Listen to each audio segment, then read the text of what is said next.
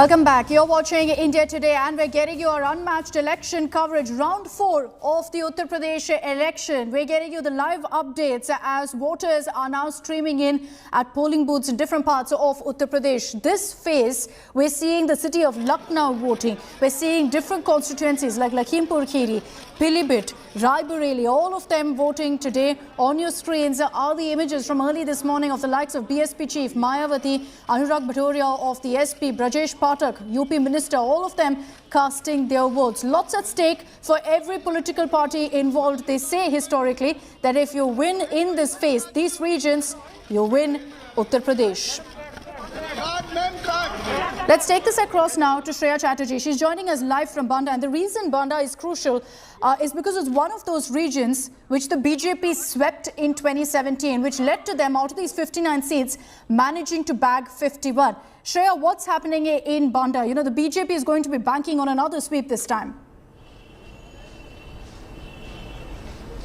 Well, absolutely. So, Akshata, that's what they are eyeing at, because when we saw all their star campaigners, including the Union Home Minister who visited the Tindwari constituency of Banda, he tried to speak and reiterate about the development works that has been announced for the Bundelkhand region. He reiterated about the Bundelkhand Expressway, the defense corridor, the Ken Betwa link to Baghon. On the other hand, you know, the Samajwadi Party and the BSP, they also want to work on the anti-incumbency that's also there on ground, because this is one of the backward districts of Uttar Pradesh out of those 34 backward districts, and there's a lot of anger as well on the ground when you move to the rural belts. As of now, I'm here in the urban seat, which is the Banda southern region, but you know, in places like Tindwari, in places like Baberu, people are also distressed about the fact that there's no opportunity over the ground here in this district. There's no economic opportunity, and that's one of the reasons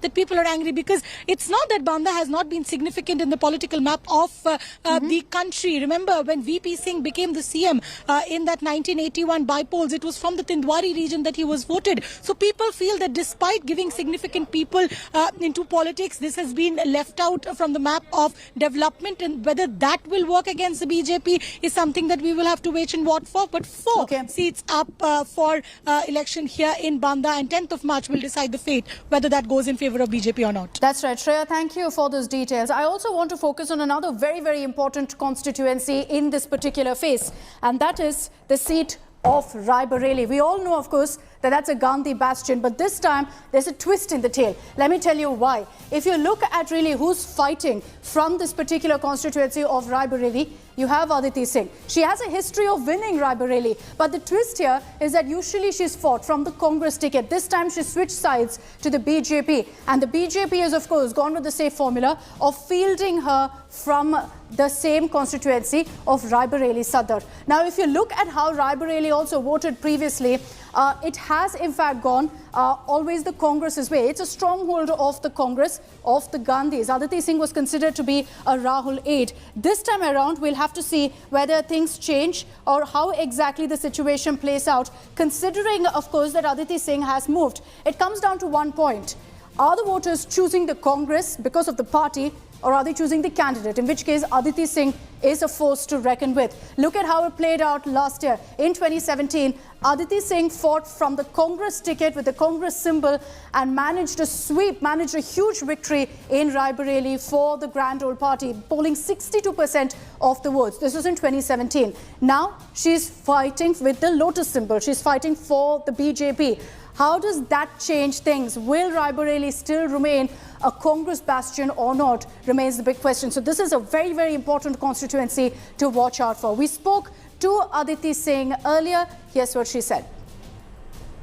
यहाँ के लोग बहुत खुश हैं और आदरणीय योगी जी की, मोदी जी की लीडरशिप में बहुत खुश हैं, और पिछले 5 साल में अब हम लोग को जिस लॉ एंड ऑर्डर सिचुएशन की आदत पड़ गई है, जिस बिजली व्यवस्था की आदत पड़ गई है, आई डोंट थिंक अब जल्दी उत्तर प्रदेश की जनता भाजपा का साथ छोड़ेगी. आई थिंक पहली बार कमल का फूल खिलेगा रायबरेली में. उन्होंने जनादेश को धोखा देते हुए समाजवादी पार्टी के सहयोग से जीती थी, क्योंकि मुझे रोक दिया गया था, और कांग्रेस के सिंबल पे जीती थी, और जनता के जनादेश को धोखा देते हुए भारतीय जनता पार्टी में शामिल हुई हैं, उनकी जमानत जब्त होगी और आरपी यादव 1 लाख के अंतराल। So considering Lucknow is voting today, many political bigwigs were out early in the morning to go ahead and exercise their franchise.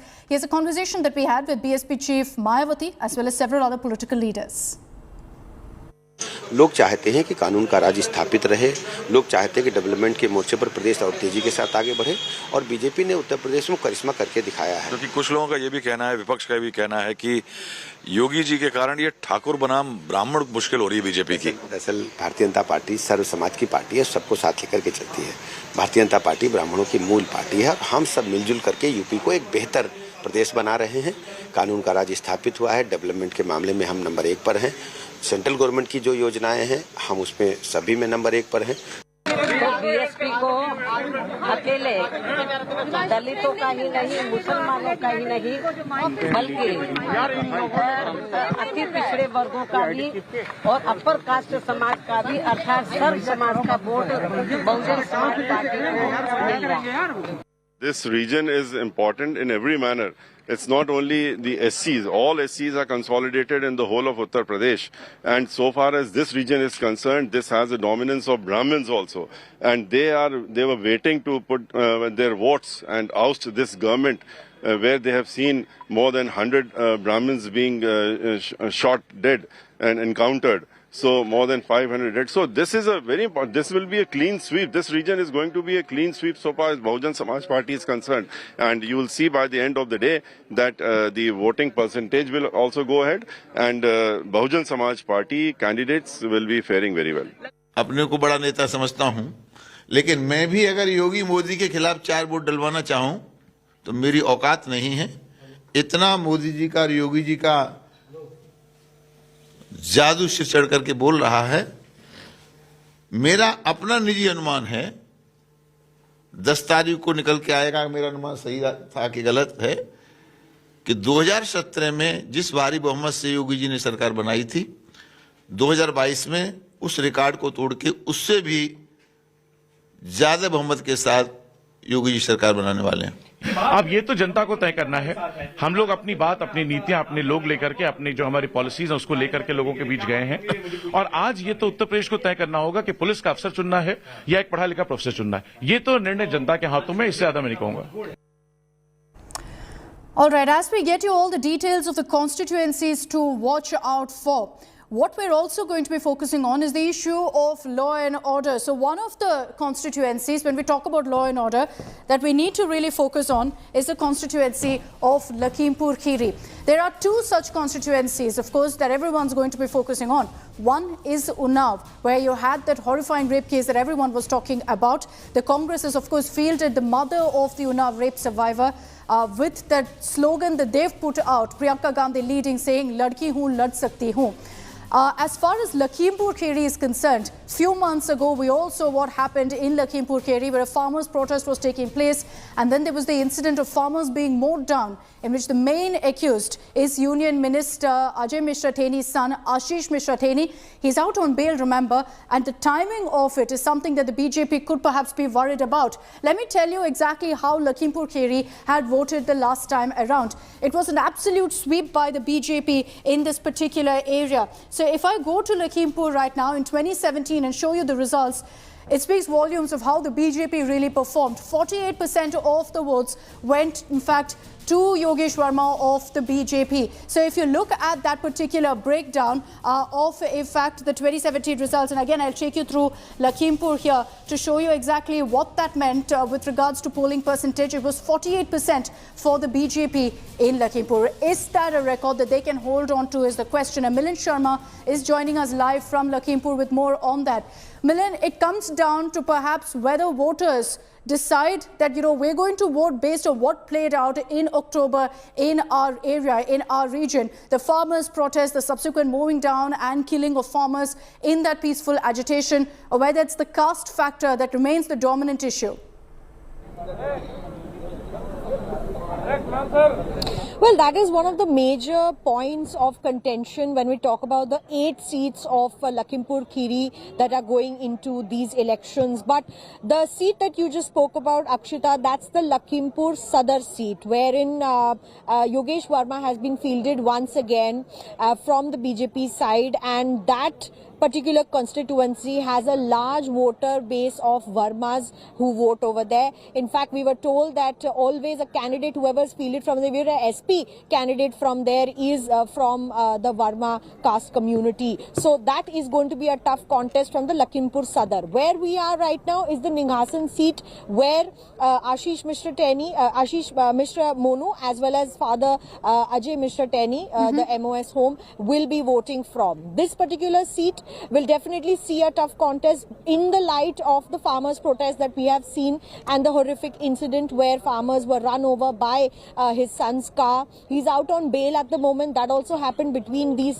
particular phases of election. Right. And whether or not that resonates with the voter is a big question, because caste combination is also very strong here. There are 80,000 Dalit votes, there are 65,000 Muslim votes, there are about 40,000 such Brahmin votes in this area, and that would perhaps form a major combination of votes for the BJP and Samajwadi candidates fielded here. But the big question is there are also about 20,000 odd Sikh votes, and the Kisan Andolan on the 3 farm laws were largely spearheaded by, from the Sikh farmer contention. Even the UP farmers in the entire issue resonated much in this particular belt where farmers are. But it's not just farming issues per se on the 3 farm laws. People have been talking about the stray cattle issue, because after the Cow Slaughter Act was enacted in this particular UP government, there weren't enough gaushalas that were built, and that's why stray cattle started eating crops of the farmers. That seems to hit them where it hurts the most. That's an because important the farmer, point, yes. is trying to mitigate this issue by spending his own money, but that's not happening.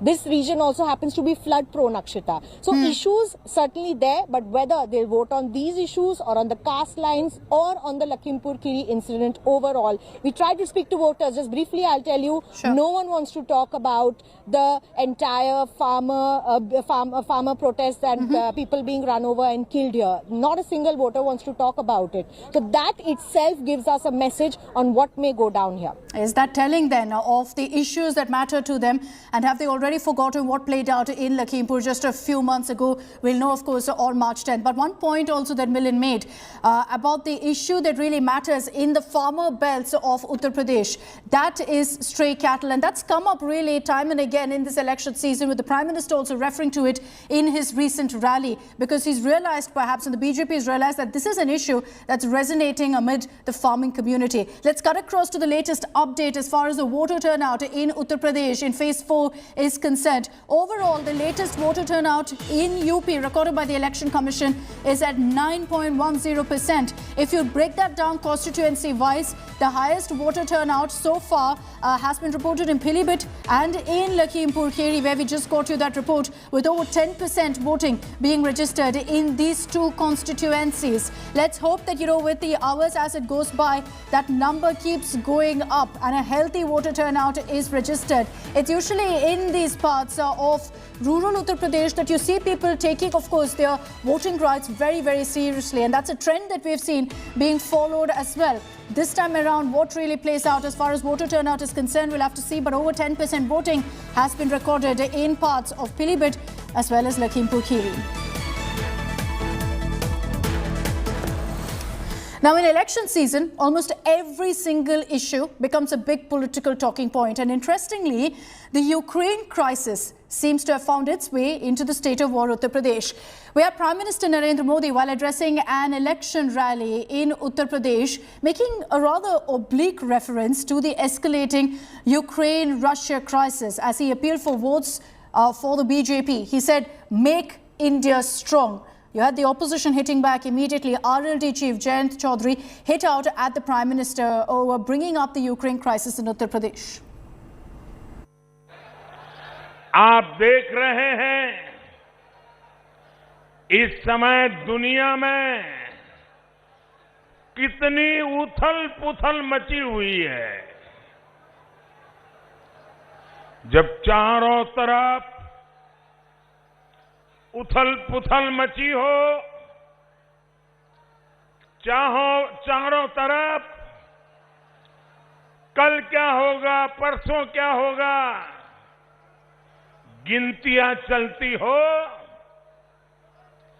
ऐसे में भारत को ताकतवर होना चाहिए कि नहीं होना चाहिए?